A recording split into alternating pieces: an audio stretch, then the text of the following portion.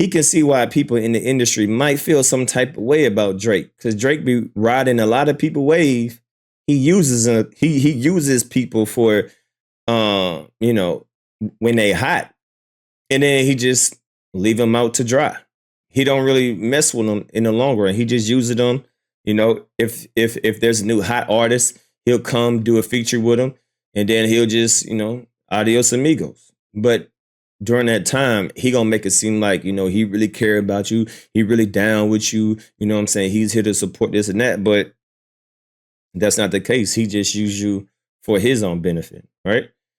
And DJ Akademiks is gonna come out and say, you know what? Now I can see why people may have disdain for Drake. But before we get to that video, I want to play this video, because this video explains how Drake, having a Drake feature, is a curse more than a blessing. All right. So shout out to this person right here. Right. I ain't no hater. You know what I'm saying? I ain't no hater. So I'm going to hit his like button, just like how y'all should hit my like button. Thank you kindly. Have y'all hit my like button yet? See, everybody's video I watch, I hit their like button because I enjoy their content. So if you enjoy my content, hit my goddamn like button.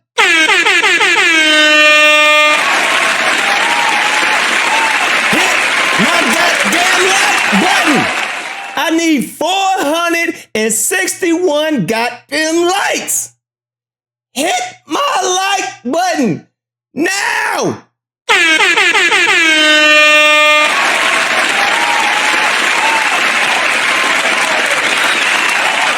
Go.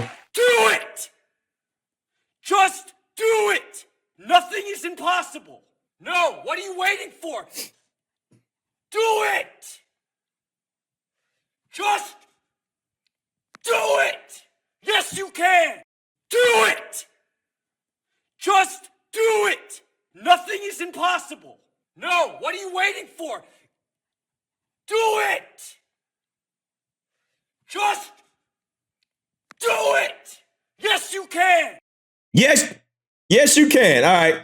So let's get to the video, right? So now this is going to lead into DJ Akademiks talking about what he about to talk about. So I want to play this so y'all can get some kind of understanding why Akademiks is about to say what he say. Let's get into it. For years, people have talked about Drake giving new artists a major boost with a feature, either on one of their songs or guesting on his projects. Because he's seen as putting so many rappers on over the years, it's no surprise that a lot of them feel indebted to him. I mentioned Drake, like, you're a cool dude, you know what I'm saying? Like, he real observant. So this has been in a long time. Like 2018, we're gonna make it happen, but we made it happen for real. But while we all know the success stories of people like Lil Baby and 21 Savage, what happens when the Drake cosign backfires and becomes the highlight of your career? And does that feature from Drizzy come with strings attached? That means you can never escape his shadow? From Kendrick Lamar accusing Drake of, quote, running to Atlanta when he needs a few dollars, and specifically mentioning how he uses his features with rappers like Future, 21 Savage, Lil Baby, and 2 Chainz as a way to be more accepted by the culture, it highlights a deeper point that I want to dive more into. The real nigga challenge. Yeah. The part on Kendrick diss when he said, let's do the real nigga challenge. And then he started talking about 2 Chainz, 21 Savage, Lil Baby. Yeah, so this is what he's referring to. The real nigga challenge.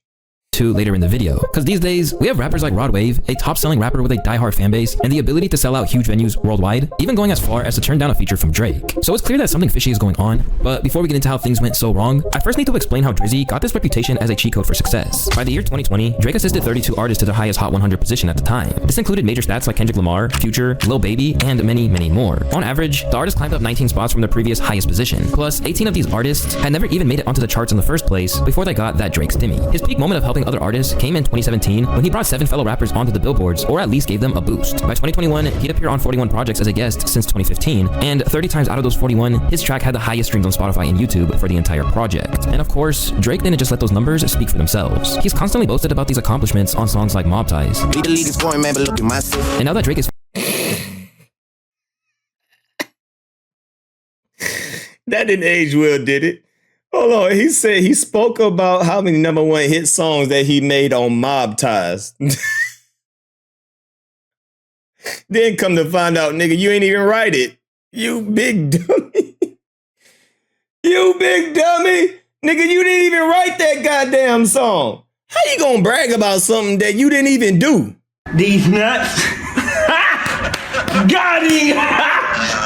Got him. Got him. What? Got him. Whoa! Hold on, bro. So he been bragging about all these #1 hit songs when allegedly he didn't even write these #1 hit songs. So that's funny that he's quoting a line from Mob Ties, and I see the people in the chat saying Mob Lies. He's quoting a song from Mob Lies when we come to find out he didn't even write that goddamn song. God, oh boy. This didn't age well. See all that bragging and boasting? Niggas got tired of you bragging and boasting. They're like, bro, nigga, I wrote your song. Like, niggas just chilling back in the cut. I think the industry was waiting on him just because he was definitely arrogant, braggadocious, getting big-headed like a motherfucker. And niggas just sitting back like, nigga, I wrote that shit for you. So I think, boy, people was just waiting for Drake just to slip up. And he slipped up fucking around with Kendrick. Oh yeah, he was definitely feeling himself. But I think Drake forgot all of the shit that people that done for him. Because he making it seem like he was doing favors for other people. No, niggas were doing favors for you, but you just got too big-headed. Let's continue.